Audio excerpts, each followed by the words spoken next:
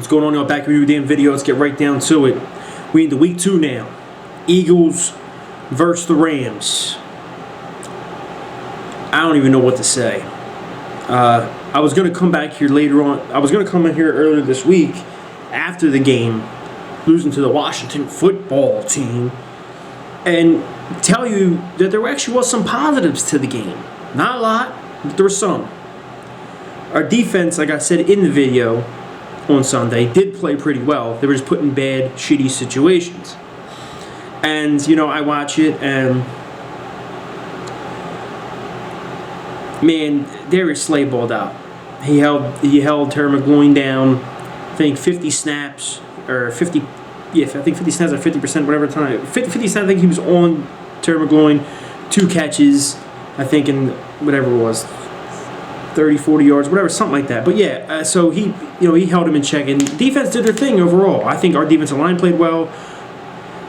Our secondary played well. You could tell the impact of Darius Slay being here. So that was a big thing. I went back and really rewatched the whole game and just said to myself, you know what? When you're in the heat of the moment, you think everything is just the drizzling shits. Everything's just bad. But really, it's not. I went back and rewatched it. So you know what? We actually did play pretty well. Wentz got slaughtered, though. Man got slaughtered. I mean, he was getting beat left and right. He was getting sacked. He was getting hit. And it got into his head. And he's like, man, I do not know where I'm at. I don't know what to do. And he threw the 2 interceptions, had a couple, mishaps on passes. But that's, like, once again what I said in that game. Doug needs to know the O-line's shaky. So let's get into this one, though. So we get into this game.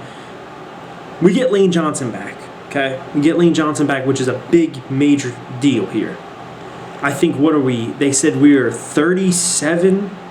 We're 37-17 with Lane Johnson in the lineup. Without Lane Johnson, under the Doug Peterson era, we are 6-12. It's a big show of, hey, when the guy's there, you look how good our offense looks, and when he's not, you see it. The same thing goes for Brandon Brooks. Brandon Brooks is not coming back anytime soon. We know that. He tore his Achilles at his house back in, what was it, July, June, whatever. So he's not coming back. But Lane Johnson is. He said he's not going to be 100%, but still, him there, not even at 100%, is still better than anything. Jack Driscoll last week, I will get to that. The rookie that played right tackle, he actually did a really solid job. He had some really good plays, and I was like, wow, okay, he can play. He held Chase Young a little bit down. He did certain things. When you go back and really rewatch the film, really rewatch the game, and really see it, it wasn't him. And then he got hurt, and then, of course, Jordan Mailata comes in, his first start ever, and he's getting beat up. But really, like, one of the worst offensive linemen for us last week, which is shocking, is Jason Peters. I mean, but you got to think of it this way. The guy was sitting at home for months. We got rid of him back in, February. The beginning of the offseason, we got rid of him. We thought Angelo was going to take over. Angelo gets hurt in camp, so we bring him back, but we told him he's going to play right guard. Well, he was there with Andre Dillard, sorry. Then Angelo gets hurt. Then they try to put him back at left tackle. Literally, almost like a week before the game, they try to put him back to left tackle, or he said he wants to go back to it, so he goes back to it, and he just looked terrible. And I think it's because of exactly no preseason. Yeah, he's working out at his house, but he didn't really get into the groove of anything for months. So he had a bad game. Hopefully he bounces back, because if not, this is not going to be fun. The guards are what they are. Kelsey had a terrible game last week too, but hopefully he bounces back. Because personally, we're going up against this Rams team, and you look at their defensive line. If you saw what they did to the Dallas Cowboys on Sunday night, what was it? 3 sacks and 8 quarterback hits. If they can just bring just that little bit of what they did with Dallas to us, that's going to be about 10 sacks and about 24 quarterback hits. Carson Wentz is going to get injured. It's that simple. Because Dallas has a great offensive line. If Donald was destroying guys over there, there's not really much to go at and go, listen, there's a plus here, plus there. But I will tell you this. Getting Lane Johnson back is a big one. Getting Miles Sanders back is a big one. Hopefully he does play. He was full go in practice the past few days. But next thing you know, every time I make these videos, someone gets hurt, or someone's missing, or something happens. So I'm not saying he's going to play. But if he does, this is big. Because if you look at the Rams versus Cowboys game, The Rams, offensively, were just boom, boom, boom going down the field. Defensively, their pass defense is awesome. Jalen Ramsey at corner, defensive line is just balled out. But their run defense, it's a little shaky. Dallas was averaging almost like 5 yards a carry. I think they finished with, I think Zeke had, 20-something carries and 100-something yards plus a touchdown. So you get Miles Sanders back, and you actually do what you should have done last week. Even if Miles Sanders is not in the lineup, Doug, we have all of us Philadelphia Eagles fans have been saying this. Run the damn ball. Now, I understand you lose Miles Sanders, so you guys, Boston Scott and Corey Clement, then you lose Boston Scott. Still running with Corey Clement. Still running whoever you got to prove to the other team, listen, even though the guy's hurt, we're still going to run. We're still going to commit to the run and pass. We're still going to keep it even. It seems like every single year that this season starts off, Doug does this. Every freaking time he does this. And then mid-season, oh, yeah, I'll run the ball, and he's successful and we win games. Serious, all the time with this shit. Really. And it's ridiculous. I mean, if you look at Doug Peterson's record, they said if he rushes the ball more than 20 or 25 plus a game, he has like 9 wins and 1 loss to the other. Like, it's a great winning record. I don't know how he doesn't see it himself. But whatever. And you're up in that game, but I'm not going to get into this. Let's get to this game.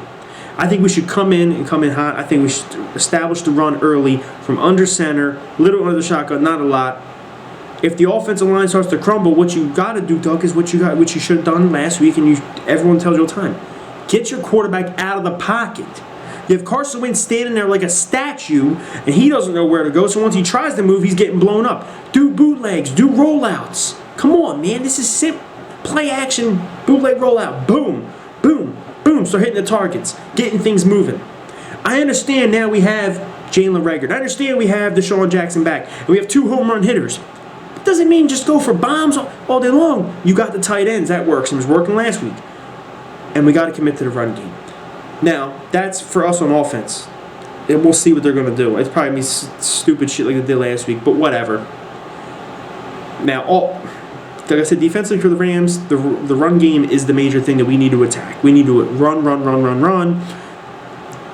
Off the run, you do play action. You do this, you do that. You do the other creative things you want to do. Don't just have Wentz dropping back and just throwing the ball all over the place, thinking it's going to be successful.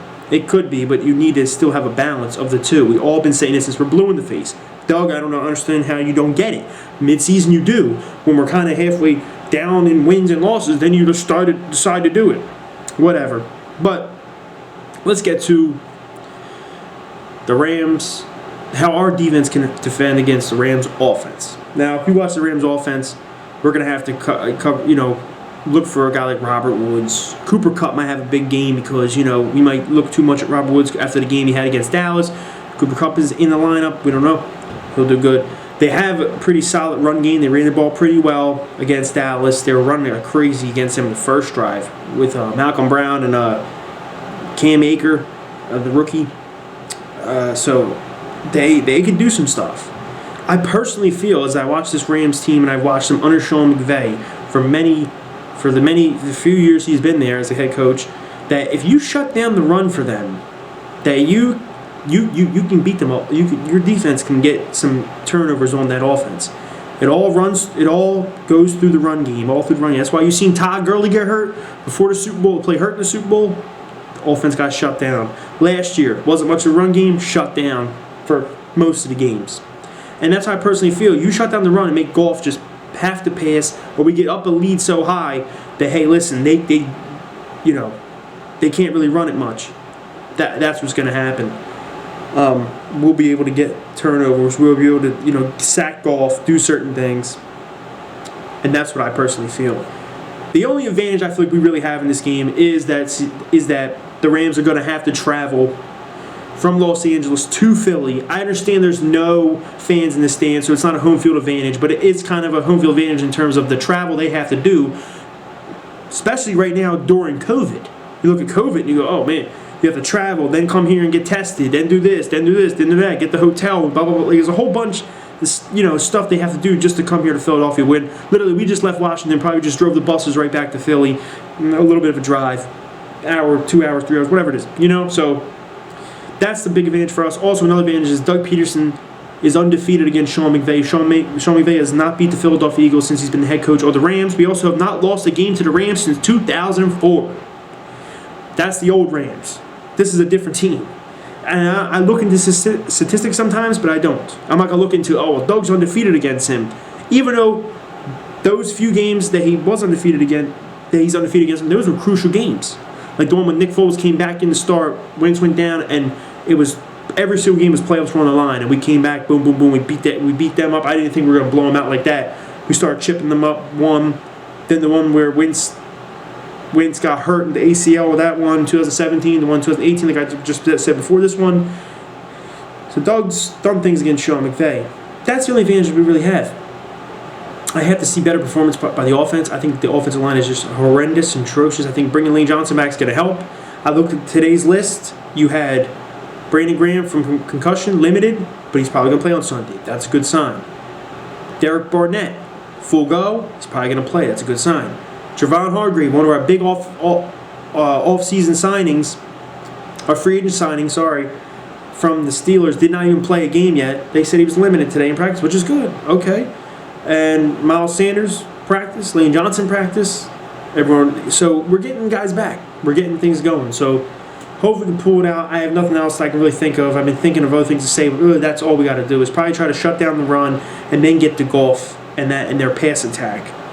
And for us, offensively, it's the same way. We have to try to run the ball more and also try to attack the tight ends, do certain things, and get Wentz out of the pocket, do the rollouts. He cannot sit there like a statue and just get dismantled. Because if that Redskins defensive line dismantled us, this defensive line is going to dismantle us. Carson Wentz is going to get injured or something's going to happen, I'm telling you right now.